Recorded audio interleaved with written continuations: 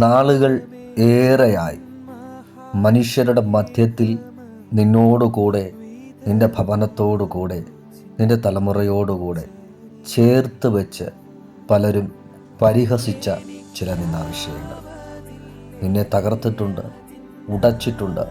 പലപ്പോഴും കണ്ണുനീർ തോരാത്ത രാത്രികൾ നിനക്ക് സമ്മാനിച്ചിട്ടുണ്ട്.